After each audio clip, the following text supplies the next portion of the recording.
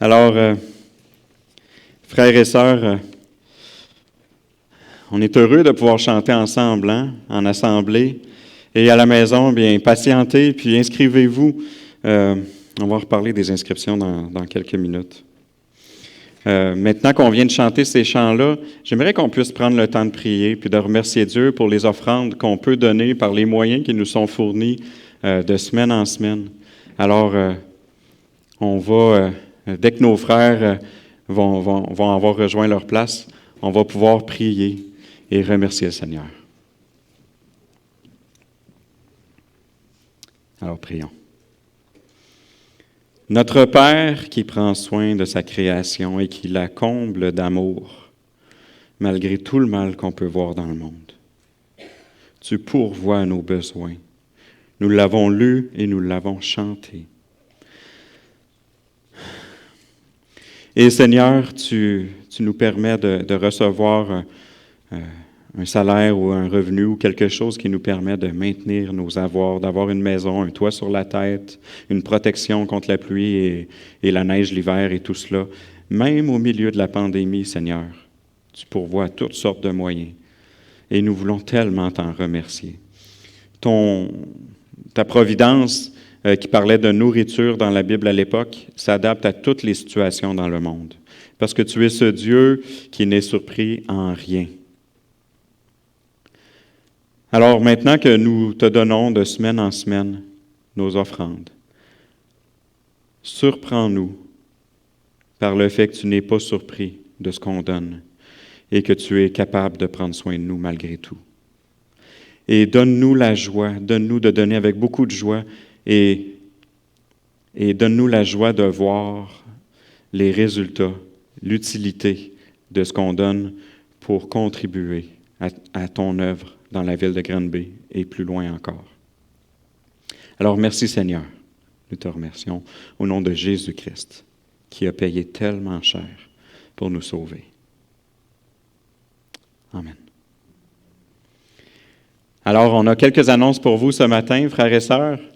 On a parlé de place. Ce matin, devant moi, je n'ai pas compté exactement, mais on a réussi on visait 40 personnes pour voir comment ça se passerait, puis on n'est pas loin de 40. Hein. Ça, c'est certain, là, 36, 38, 40, quelque chose comme ça. Et c'est agréable. On voit qu'il y a encore de la place dans la salle. Alors, on va voir qu'est-ce que nos frères qui sont responsables de cet aspect-là vont dire pour la semaine prochaine.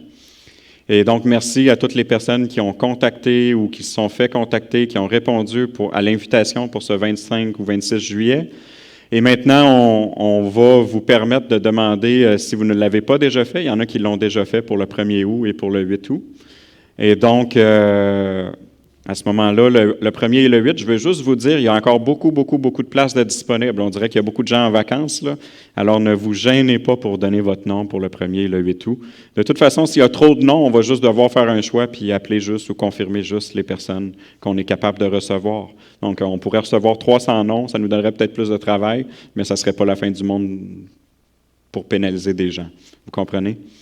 Alors, on va profiter de votre présence la semaine prochaine avec le repas du Seigneur aussi. Vous amènerez vos éléments ou on vous contactera ou on vous dira si on fait de quoi. Je ne sais pas si c'est possible. Donc, vous verrez ça dans la lettre de nouvelles ou en vous confirmant par téléphone. Donc, c'est ça pour ça. Et l'autre annonce que je veux vous faire, c'est que le secrétariat continue à être fermé cette semaine. Il va reprendre, dépasser cette semaine, là, le mardi prochain, le premier mardi du mois d'août. Et l'épicerie économique est fermée encore une fois cette semaine et elle va reprendre le premier vendredi du mois d'août. Donc, ça fait le tour des annonces que j'avais. Mon frère Normand va pouvoir s'approcher pour nous donner les nouvelles de la capsule pastorale. Merci Normand.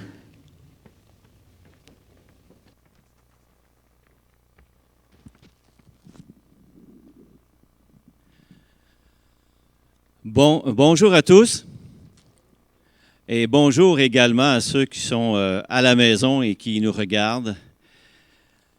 On vit, si vous remarquez, quelque chose vraiment hors de l'ordinaire. Vous êtes d'accord avec moi? C'est assez difficile, je pourrais dire. On pourrait crier comme le prophète Habakkuk, « Jusqu'à quand? Jusqu'à quand, Seigneur, tu vas permettre que l'on puisse vivre ce que nous sommes en train de vivre? Beaucoup de restrictions, beaucoup de changements, beaucoup d'adaptations, et on se demande quand est-ce que cela va terminer. Mais, comme le prophète disait, et comme on va l'entendre au travers le message ce matin, il a quand même continué à faire confiance au Seigneur, à sa grâce qui est là dans nos vies à chaque jour. Est-ce que ça va être bon de pouvoir dire, Seigneur, oui, jusqu'à quand? Mais on te fait confiance. On te fait confiance. Est-ce qu'on est d'accord pour dire qu'on va faire confiance au Seigneur dans tout ce qu'on est en train de vivre? Pour dire, Seigneur, le temps, c'est toi qui en es le maître et on va s'adapter tout simplement à ce que tu vas mettre devant nous. Donc, continuons à faire confiance dans ce que nous sommes en train de vivre. Donc, autre chose que je veux juste vous apporter, c'est concernant les... Vous avez remarqué que notre sœur Pascale André, elle est régisseur. Régisseur, c'est un titre qu'on retrouve dans le domaine de séculier. Elle s'occupe de toute la régie de ce qui se passe ici. Mais advenant le cas que notre sœur tombe malade, ou qu'elle ait le COVID, ou que pendant plusieurs mois, elle s'absente, qui va prendre la charge? Alors, on lance un appel aux personnes qui seraient disposées à apprendre ce qu'elle aurait à lui enseigner à cette personne et pouvoir avoir quelqu'un d'autre qui pourrait prendre sa place. On appelle ça dans le domaine de la construction, avoir un apprenti qui est associé avec un compagnon. Je ne sais pas s'il y en a qui comprennent ça. Alors, elle est un compagnon qui est prêt à donner une formation à un apprenti. Alors, et c'est la même chose pour l'éclairage. Alain aimerait avoir quelqu'un qui pourrait apprendre ce qu'il a comme technique et ce qu'il nous donne comme bon service de dimanche matin. Et on place ces choses-là devant ça. Ça va? On retient ça? Et un sujet de prière que je place devant vous, nos assureurs au flambeau, je pense qu'on nous sommes devant eux en train de leur dire « Jusqu'à quand? » Exactement comme le prophète Habakkuk. Jusqu'à quand vous allez permettre que l'on puisse recevoir le montant des réclamations? Et ça prend énormément de temps actuellement. La balle est dans leur camp. Tous nos devoirs ont été faits. On a envoyé toutes nos informations à l'assureur et nous attendons. Jusqu'à quand? Mais faisons confiance, le Seigneur sait ce qui arrive et on est confiant que le Seigneur va permettre que les choses soient là au bon moment, au temps de Dieu. Et je nous invite, et je termine justement ensemble, qu'on puisse toutes placer ces choses devant le Seigneur et que l'on puisse goûter à sa grâce dans tout ce que nous vivons. Alors Seigneur, on est devant toi, un peu comme ce prophète en te demandant, jusqu'à quand, Seigneur? Jusqu'à quand tu vas permettre que ces choses arrivent dans nos propres vies, dans notre vie d'Église? Mais Seigneur, on s'attend à toi, puis on regarde à toi. Et on veut te faire confiance dans tout ce que tu fais, puis dans tout ce que tu es, comme on a pu le chanter ce matin. Alors Seigneur, on te prie de mettre ta bonne main, entre autres, sur tous les défis qui sont là devant nous, que ce soit les personnes qui peuvent aider à la régie, que les personnes qui peuvent aider à l'éclairage, tout comme également de mettre ta bonne main sur les assurances, sur ces montants d'argent que l'on attend et qui, pour nous, vont être précieux pour l'avancement de ton royaume. Et Seigneur, nos yeux sont tournés vers toi et on te prie que tu agisses, mais selon ton temps, en sachant, Seigneur, que tu fais toujours toutes choses à merveille. Et c'est pour ta gloire, Père, seul qu'on t'a prié ce matin. Amen. Que le Seigneur nous fortifie, nous bénisse et qu'il nous garde dans ses voies.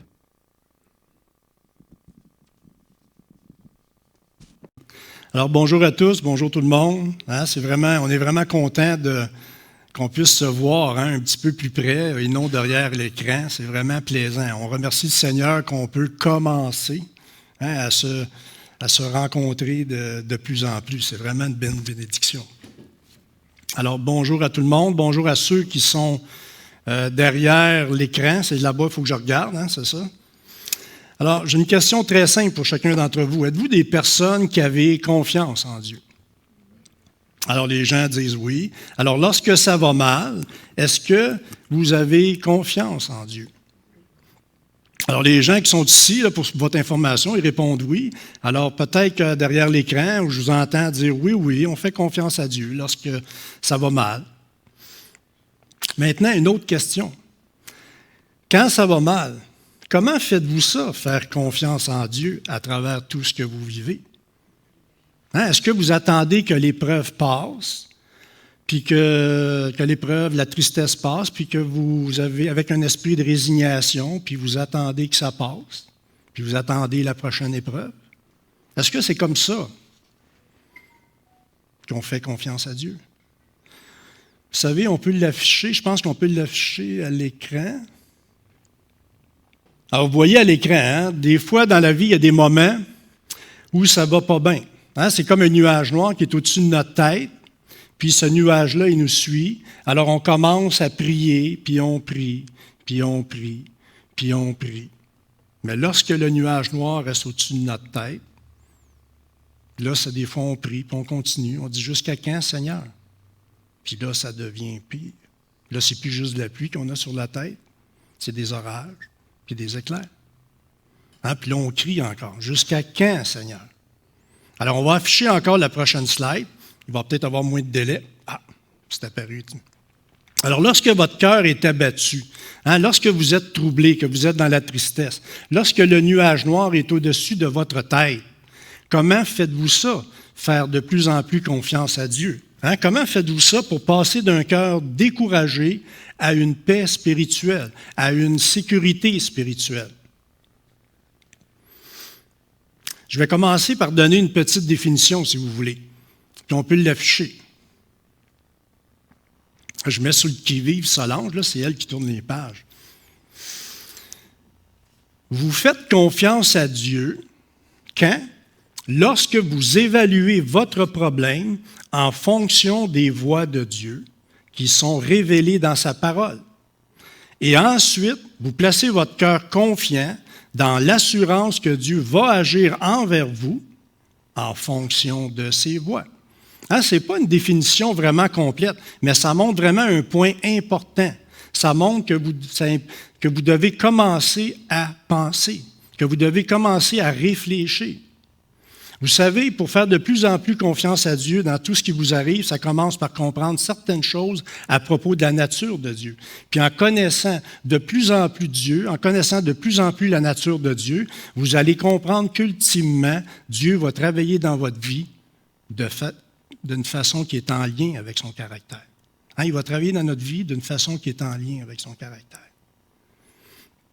Je vais ouvrir une petite parenthèse, si vous voulez, avant. Une petite parenthèse importante. Vous savez, frères et sœurs, il n'y a aucune épreuve qui va arriver dans votre vie qui va contredire la bonté, la fidélité de Dieu. Hein? Peu importe les problèmes financiers que vous pouvez vivre, peu importe les problèmes reliés à votre emploi, peu importe l'incertitude que vous pouvez vivre à propos de votre déménagement, où vous allez demeurer, hein? Peu importe la maladie, même si cette maladie-là vous conduit sur le chemin de la mort, il n'y a rien qui va contredire ultimement la bonté puis la fidélité de Dieu. Hein? Mais à cause de la faiblesse de notre chair, lorsque nous sommes dans le feu de l'épreuve, lorsqu'on a le cœur qui est abattu, ben je pourrais dire qu'on a tendance à oublier cette vérité-là, que Dieu va montrer sa bonté puis qu'il va nous faire du bien au bout du compte. On ferme la parenthèse. Donc, pour faire de plus en plus confiance à Dieu, hein, on doit être prêt à réfléchir. Hein, nous devons commencer à réfléchir à propos des principes bibliques. Hein, ça commence là, ça commence un peu là. On va voir un exemple que la majorité d'entre nous connaissons très bien. C'est dans Matthieu au chapitre 6. Hein, Jésus enseigne ses disciples à propos de la vie spirituelle, puis dans Matthieu chapitre 6, versets 25 et 26. Matthieu chapitre 6, 25 et 26, pour ceux qui prennent des notes. Ici est la parole de Dieu.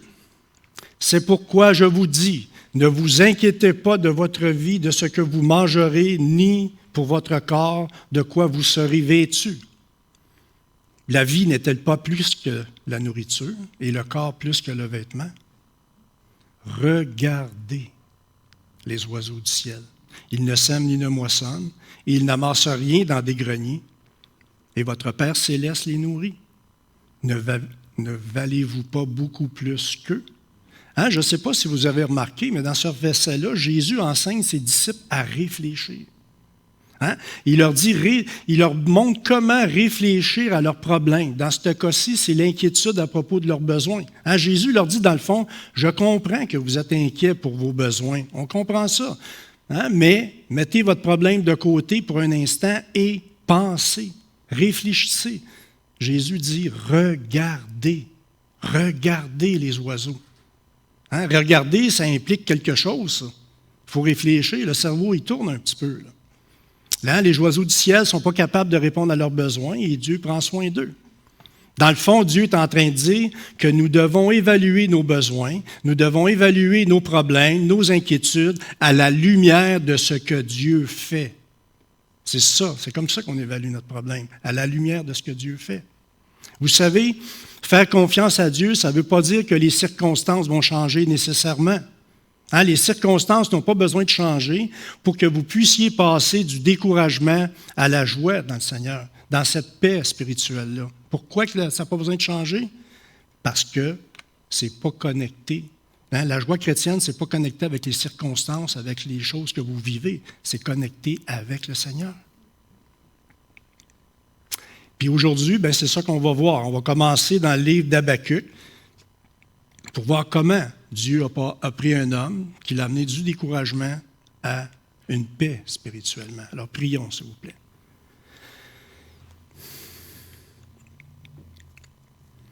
Père du ciel, on est vraiment reconnaissant que nous pouvons aujourd'hui se rassembler, un peu plus petit groupe, mais Seigneur, on est vraiment content que l'Église peut se coller un peu plus ensemble, un peu aujourd'hui, même si c'est à distance.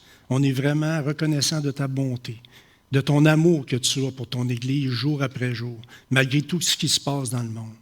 Alors Seigneur, on te prie que tu puisses ouvrir nos cœurs pour que tu nous montres comment cet homme-là, Habacuc, est passé du découragement à cette paix spirituelle. Ouvre nos cœurs à ta parole, en Jésus. Amen. Amen. Alors aujourd'hui, on va voir, ça va être la première partie de 2 prédications. La prochaine prédication, ça va être dans 2 semaines.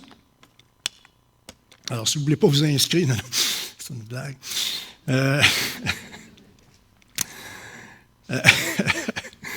Alors, on va voir un homme qui est passé du découragement à un cœur en paix. Un homme qui est passé d'un cœur abattu à un cœur qui était vraiment confiant. Et ça, même si les circonstances n'ont pas changé. À partir du livre, on va voir quelques principes qui peuvent vous aider, qui peuvent nous aider à passer d'un cœur découragé à une paix spirituelle. Si vous vous souvenez, Habacuc, c'est un prophète qui a vécu 600 ans environ avant Jésus-Christ. Il était dans la nation de Juda. Ça n'allait pas bien dans la nation de Juda. Il y avait de la violence, il y avait de l'injustice. Le péché dominait grandement dans cette société-là, mais Habacuc était un homme juste. Habacuc était un homme de Dieu et il n'aimait pas ce qu'il voyait dans la nation. Dans son livre, Habacuc nous parle de son cœur, il nous parle de sa tristesse. On voit sa lamentation, il nous parle de ses doutes, il nous parle de ses désirs. Il veut voir du changement dans le peuple. Il prie donc pour que le peuple change, pour qu'il y ait plus de justice dans le peuple. Donc, c'est une bonne prière, c'est pour un réveil spirituel. Mais rien n'a changé. Puis comme Normand dit tantôt, il criait, « Jusqu'à quand, Seigneur, tu vas permettre ça? » Puis ici, Dieu ne répond pas à la demande d'Habacuc dans le sens qu'il le veut. Pire encore, la nation de Juda est sur le point d'obtenir le jugement divin. Les Chaldéens vont arriver en ville, ça ne sera pas beau. Mais à travers ce livre-là, on voit comment Dieu a amené Habacuc du découragement vers cette paix spirituelle. Puis écoutez bien, Dieu a amené dans le cœur d'Habacuc une paix qui est vraiment réconfortante, même si rien n'a changé, même si un jugement s'en venait. Ça donne un peu un sommaire du livre, ça. Alors, à partir du livre d'Habacuc, on va voir plusieurs principes qui nous montrent comment on fait ça, avoir de plus en plus confiance à Dieu. Comment on fait ça, de passer d'un cœur en détresse, dans le fond, découragé, à une paix spirituelle. Puis on va afficher la prochaine image. On a vu la définition, on voit la définition qu'on a donnée tantôt, qui est en haut puis en bas. C'est écrit. Évaluez votre problème en fonction des voies de Dieu. Puis ça va nous donner aussi confiance que Dieu va agir en fonction de ses voies. Puis à partir du livre d'Habacuc, on va voir 6 principes à propos des voies de Dieu, mais aujourd'hui, on va en voir seulement 3, les 3 qui sont identifiés là. Les voies de Dieu ne sont pas nos voies. Les voies de Dieu sont souvent cachées. Les voies de Dieu sont saintes, elles sont pures. Alors, ces principes-là, ça peut vous aider à mettre votre problème dans le contexte des voies de Dieu, dans le contexte du plan de Dieu. Puis ça devrait être capable de nous amener à avoir de l'espérance, puis à avoir de l'encouragement, même si rien ne change, même si ça devient pire. Le premier principe qui va nous aider à mettre nos problèmes dans le contexte du plan de Dieu, on le connaît tous. On peut avoir de la difficulté, je pense, des fois à l'accepter. C'est que les voies de Dieu ne sont pas nos voies. Les voies de Dieu ne sont pas nos voies. Alors, lisons le premier chapitre du livre d'Habacuc, verset 1.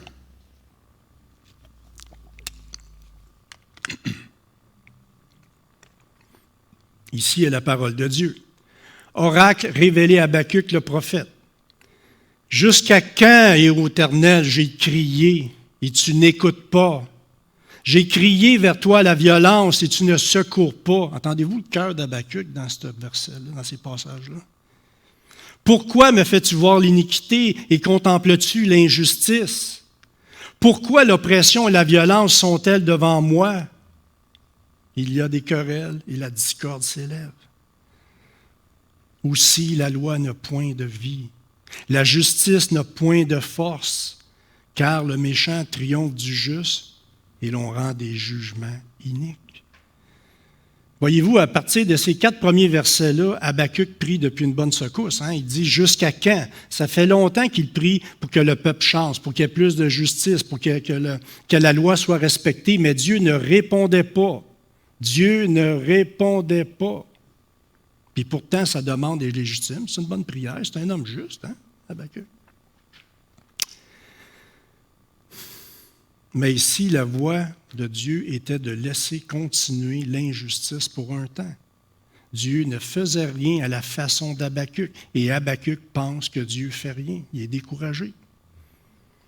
Donc, si vous êtes dépassé par les événements que vous vivez, si vous arrivez à un point puis vous êtes abattu, vous êtes down, vous êtes découragé, que le nuage noir reste toujours au-dessus de votre tête, alors le point de départ pour vous sortir de cette condition spirituelle-là, c'est de penser.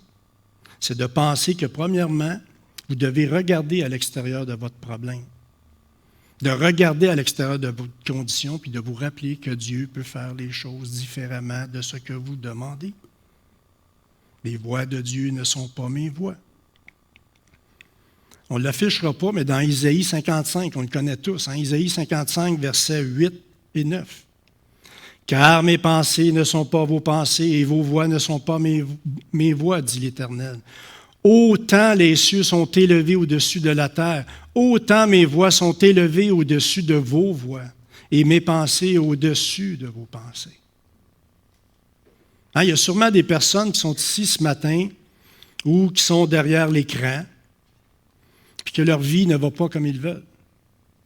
Par exemple, vos enfants ne sont peut-être pas ce que vous aviez désiré pour eux. Vous dites, coudonc, qu'est-ce qu'il va faire de bon dans la vie, celui-là ou celle-là? Peut-être que la santé de vos enfants n'est pas ce que vous avez voulu pour eux. Puis ça ne s'améliore pas dans le sens de vos prières. Sa santé se dégrade de plus en plus. Ou bien peut-être vous n'avez pas eu le travail que vous avez toujours désiré. Ou bien non, l'achat d'une maison que vous avez désirée est tombé à l'eau. Alors, lorsque ça ne va pas comme vous désirez, ce que nous devons voir à partir des versets qu'on a vus tantôt dans Habacuc, c'est que premièrement, vous pouvez apporter votre découragement à Dieu en prière, comme Habacuc a fait. Puis lorsqu'on prie comme Habacuc, lorsqu'on prie avec ferveur, puis que Dieu ne répond pas dans le sens de nos prières parce que ses voix ne sont pas les nôtres, bien, essayons de ne pas se décourager. Vous savez, ce n'est pas parce que certains de nos désirs ne sont pas répondus que ce sont des mauvais désirs nécessairement. Habacuc demandait plus de justice. C'est conforme à ce que Dieu demande, mais quelquefois, Dieu fait des choses qui sont au-dessus de nos désirs, qui sont au-dessus de ce que nous voulons. Donc, on doit penser. Nous devons penser dans le contexte que les voies de Dieu ne sont pas mes voies. Puis dans tout ça, Dieu n'a jamais perdu le contrôle dans tout ça. Maintenant, le deuxième point.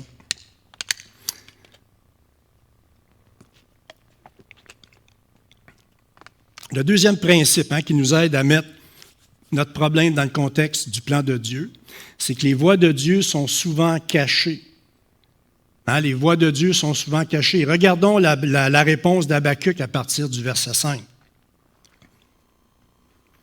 Ici est la parole de Dieu. « Jetez les yeux parmi les nations, regardez et soyez saisis d'étonnement, d'épouvante, car je vais faire en vos jours une œuvre que vous ne croiriez pas si on la racontait.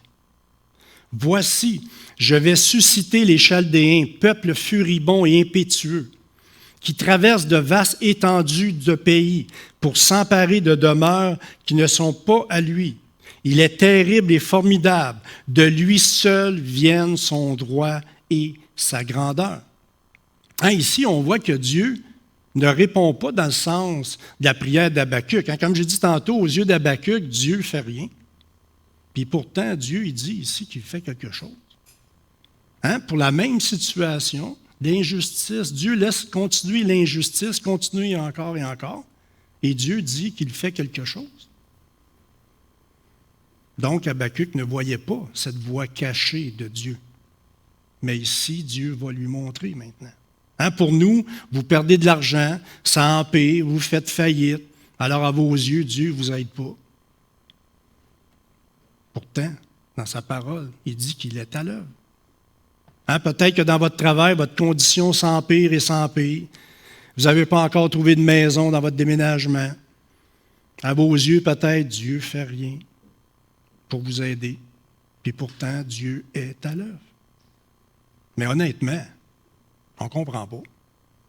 On ne comprend pas. Même si Dieu prépare quelque chose, sa voix est cachée. Dans le texte qu'on vient de lire, Dieu dit à Habacuc, « Je sais que la nation est coupable. Je suis plus préoccupé que toi à propos du péché de mon peuple. » Il dit, « Regarde bien comme il faut. Je vais lever le rideau devant tes yeux pour que tu vois ma solution. » Puis dans ce cas précis-là, c'est un jugement sur la nation. Regardez. Il dit à Habacuc, « Regarde Habacuc, je prépare une nation puissante. Puis la puissance de ce peuple-là a un but précis dans mon plan. » Donc Dieu lève le rideau pour que les yeux d'Habacuc voient un peu plus loin, pour qu'Habacuc voit un peu plus loin que son morceau de puzzle, pour qu'il voie la solution que Dieu prépare, pour régler le problème pour lequel Habacuc prie depuis longtemps. Mais la solution n'est pas la même. Vous savez, lorsque les circonstances nous semblent déprimantes, nous, on doit se rappeler que nous ne connaissons pas l'image entière du puzzle. On a juste une partie de l'image. Puis lorsque vous tombez dans le découragement, de plus en plus, c'est comme une spirale sans fin, ça. On dirait qu'on déboule, puis on déboule, puis on déboule. Alors, ce n'est pas facile à faire, mais dans le découragement, on s'arrête, on dit, « Seigneur, je sais que je ne peux pas évaluer la situation dans laquelle que je vis avec seulement ce que je vois.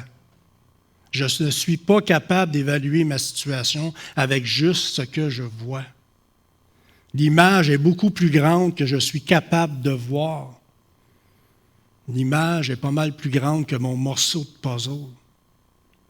Rappelez-vous l'histoire de Joseph, on la connaît tous, cette histoire-là. Joseph, vendu par ses frères, mis en prison. Il a passé 2 ans en prison. Il a été oublié là. Il ne savait pas ce que Dieu préparait, pauvre petit Pit.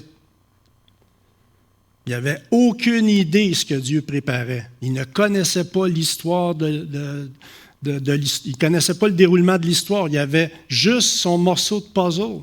C'est sûr que Joseph avait des moments de découragement, comme Habakkuk. Mais il s'en remettait à Dieu. Il avait confiance à Dieu. Il avait confiance à sa bonté. Puis Joseph, un jour, il est devenu premier ministre de l'Égypte pour sauver son peuple. Il a souffert à cause de ses frères. Il a souffert l'esclavage, la prison, l'injustice.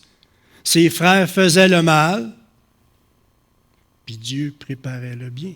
Pour le même événement, Dieu faisait le bien, puis ses frères faisaient le mal.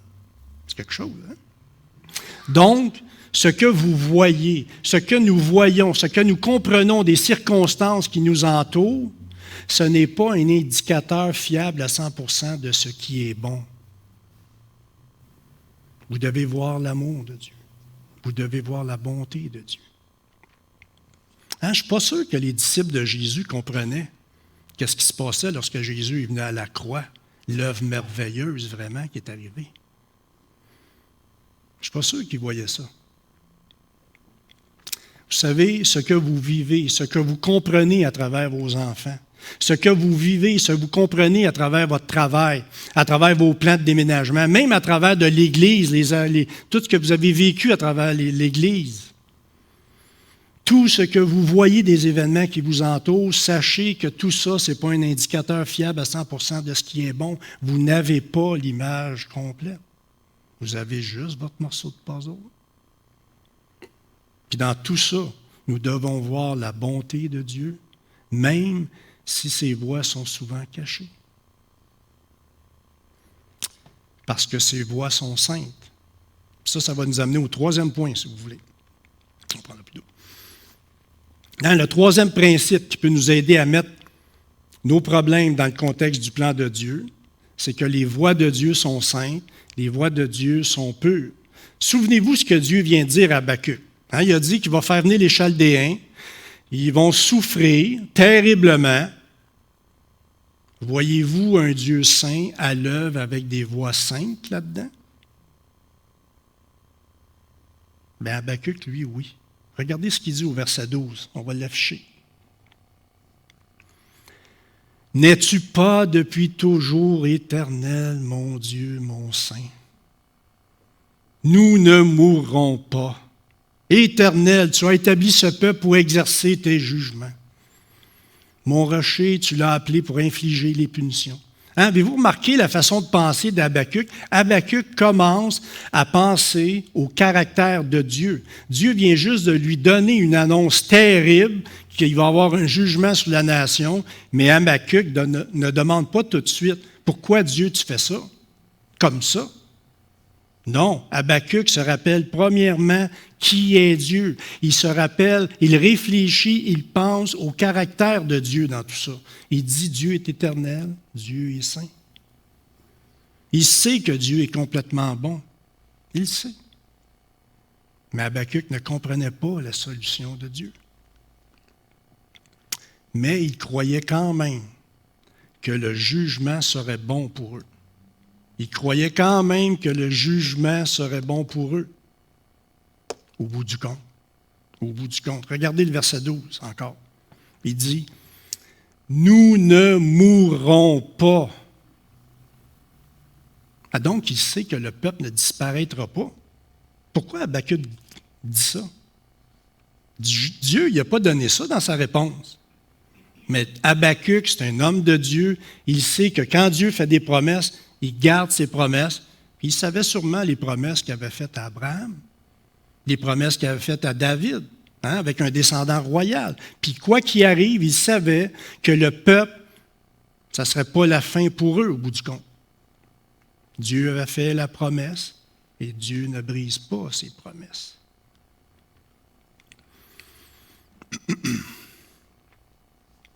Nous devons faire la même chose qu'Habacuc lorsque nous souffrons. Nous devrons commencer à réfléchir aux principes éternels. On doit commencer à réfléchir au caractère de Dieu. Dieu est saint, Dieu est éternel, ses voies sont saintes. Il faut commencer un petit peu comme ça. Dans toutes les épreuves que vous vivez, Dieu ne vous abandonnera pas. Non, Dieu est bon. Dieu est bon. Mais, même si Habacuc a affirmé certains aspects du caractère de Dieu, Habacuc, il y a encore des questions. Regardez au verset 13 maintenant. Verset 13 à 17. Ici est la parole de Dieu. Tes yeux sont trop peu pour voir le mal, et tu ne peux pas regarder la misère. Pourquoi regarderais-tu les traîtres? Pourquoi garderais-tu le silence quand le méchant dévore celui qui est plus juste que lui? Traiteras-tu l'homme comme les poissons de la mer, comme le reptile qui n'a pas de maître? Le Babylonien les fait tous monter avec l'hameçon. Il les attire dans son filet. Il les rassemble dans sa nasse. Sa nasse, ça, c'est un panier de poissons où il peut entrer, mais il ne peut pas sortir. Il ne peut pas sortir. Alors, il est dans la joie et dans l'allégresse. C'est pourquoi il offre un sacrifice à son filet. Il fait brûler de l'encens à l'honneur de sa nasse. Car grâce à eux, sa portion est grasse et sa nourriture est succulente. Sa nourriture succulente. Va-t-il toujours vider son filet et égorger sans pitié les nations?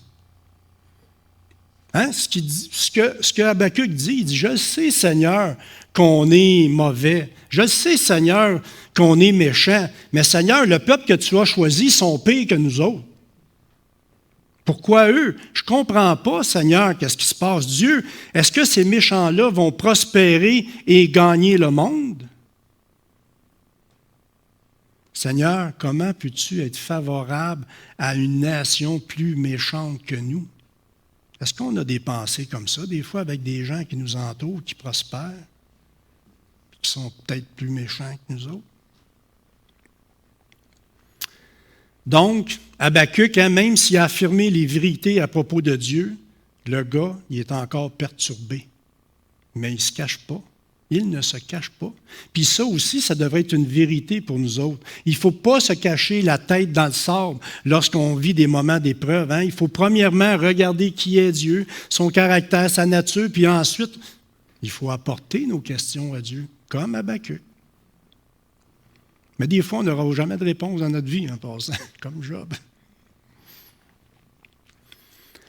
Mais ici, Habacuc dit, « Seigneur, je veux t'honorer, Seigneur. Je veux affirmer ton caractère. Mais Seigneur, il y a encore cette partie-là que je ne comprends pas, que j'ai toujours mal à mon cœur, j'ai toujours mal à mon âme, Seigneur. Mais Seigneur, j'attends, puis j'attends encore. Puis je suis patient, je vais attendre, Seigneur, parce que je sais qu'au bout du compte, tu vas me faire du bien. » Puis ça nous amène au point numéro 4. Les voies de Dieu nous font attendre. Mais là, c'est moi qui vais vous faire attendre jusqu'à la prochaine fois. Alors, la prochaine fois, on va voir ensemble les 3 autres principes qui peuvent vous aider à faire de plus en plus confiance à Dieu à travers ce que vous vivez, même quand un nuage noir est au-dessus de votre tête, pour que vous puissiez passer d'un cœur découragé à un cœur en paix spirituellement. Pour terminer aujourd'hui,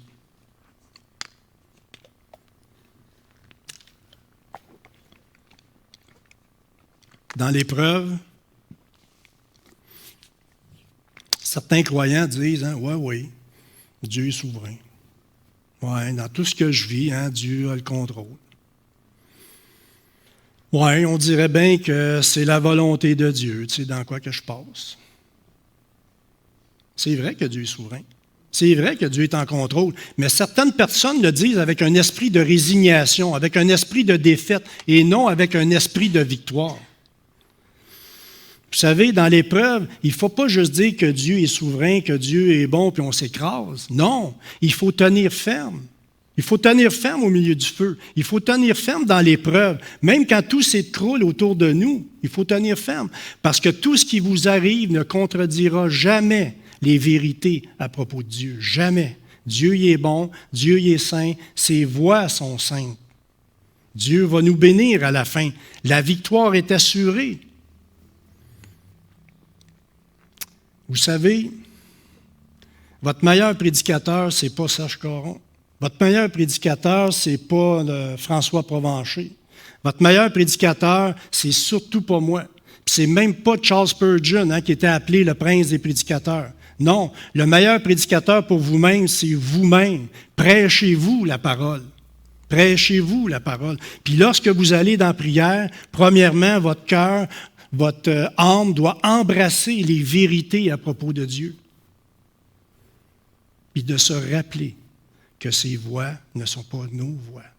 Se rappeler que ces voix sont souvent cachées, qu'on a juste un petit morceau de puzzle. De se rappeler que ces voix sont saintes. Puis la prochaine fois, on va se rappeler 3 autres principes.